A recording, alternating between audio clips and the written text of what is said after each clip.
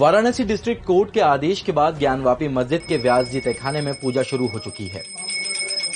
एक तरफ इस फैसले का हिंदू पक्ष ने स्वागत किया है, तो वहीं मुस्लिम पक्ष ने इस पर आपत्ति जताई है। आज ज्ञानवापी मेगा स्टोरी में इतिहास के पन्नों से जानेंगे ज्ञानवापी से जुड़ा पूरा विवाद और हिंदू मुस्लिम पक्षों से जुड़े अहम तथ्य। तीनों लोकों से समाहित एक नगर जिसमें स्थित मेरा निवास प्रसाद काशी, ये श्लोक स्कंद पुराण में वर्णित है, जिसमें भगवान शिव काशी को अपना घर बता रहे हैं। काशी खंड में ही ज्ञानवापी को काशी का मूल केंद्र भी बताया गया है। ज्ञानवापी दो शब्द ज्ञान और वापी से मिलकर बना है, जिसका अर्थ ज्ञान का कुआं है। काशी से जुड़ी कई पौराणिक कहानियां भी मिलती हैं। लिंग पुराण के मुताबिक दानव जब शिवलिंग को खींच रहे थे तब उन्हें मुर्गे की बाग सुनाई दी। उन्हें लगा कि सुबह होने वाली है, जिस वजह से उन्होंने शिवलिंग काशी में ही गिरा दिया। स्कॉलर डायना ई के मुताबिक ये शिवलिंग अविमुक्त यानी वाराणसी में स्थापित हुआ।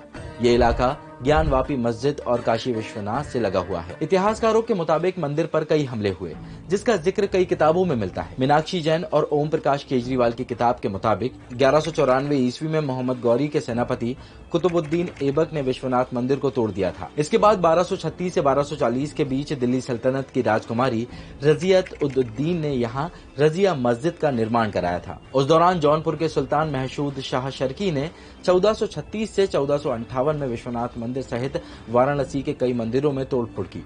हालांकि अकबर के नवरत्नों में से एक रहे राजा टोडरमल ने 1585 में मंदिर का पुनर्निर्माण करवाया। साल 1642 में मुगल शासक शाहजहां ने विश्वनाथ मंदिर को तोड़ने का आदेश दिया था, लेकिन भारी विरोध के चलते वो अपने मंसूबों में नाकाम रहा। औरंगजेब की सत्ता में आते ही उसने 8 अप्रैल 1669 को बनारस में मौजूद मंदिरों और शिक्षा केंद्रों को तोड़ने का फरमान जारी किया। ये आदेश आज भी कोलकाता के एशियाटिक लाइब्रेरी में रखा हुआ है। इतिहासकार बताते हैं कि मंदिर को ध्वस्त करने के बाद ज्ञानवापी मस्जिद का निर्माण औरंगजेब ने करवाया था। मस्जिद में विश्वनाथ मंदिर के पुराने अवशेषों को भी शामिल किया गया था। पुराने मंदिर का हिस्सा मस्जिद के पश्चिमी भाग की तरफ है, जिसे किबले या काबा की दिशा कहा जाता है। इस बात का जिक्र इतिहासकार ऑड्रे ट्रुस्के की किताब Aurangzeb the man and the myth में मिलता है। साल 1777 में इंदौर की महारानी अहिल्याबाई होलकर ने विश्वनाथ मंदिर को दोबारा बनाने का संकल्प लिया। ज्ञानवापी में मौजूद नंदी की प्रतिमा को नेपाल के राजा ने उपहार में दिया था। वहीं 1859 में महाराजा रणजीत सिंह ने इसके गुंबदों को ढकने के लिए लगभग 1 टन सोना दान दिया था। मंदिर को तोड़कर मस्जिद बनाने के सबूत 19वीं सदी में ब्रिटिश आर्किटेक्ट जेम्स प्रिसेप ने दिए। साथ ही मंदिर का पुराना नक्शा भी उन्होंने दिखाया।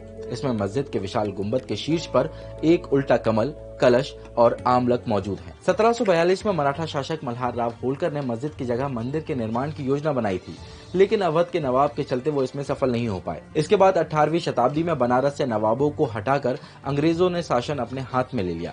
तब से हिंदू और मुस्लिमों के बीच इस जगह को लेकर विवाद शुरू हुआ। तो वहीं साल 1883-84 में ज्ञानवापी को मस्जिद के तौर पर दर्जा दिया गया, जिसका जिक्र राजस्व के दस्तावेजों में मिलता है। इसी आधार पर 1937 में ज्ञानवापी को एक मस्जिद के तौर पर मान्यता दी गई।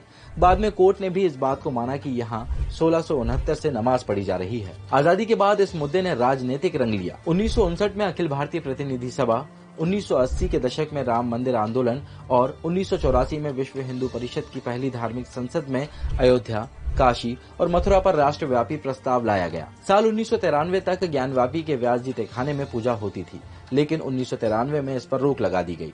व्यास परिवार के मुताबिक वो इस तहखाने में 1551 से पूजा करते आ रहे हैं, इसलिए इसे व्यास तहखाना कहा जाता है। ये तहखाना काशी विश्वनाथ परिसर के गर्भगृह के पास नंदी की मूर्ति के ठीक सामने है। फिलहाल कोर्ट के फैसले को लेकर दोनों पक्षों में गहमा-गहमी जारी है। कल के एपिसोड में देखें ज्ञानवापी से जुड़े कानूनी पक्ष और तथ्यों के बारे में। ऐसी और भी वीडियोस को देखने के लिए जुड़े रहें।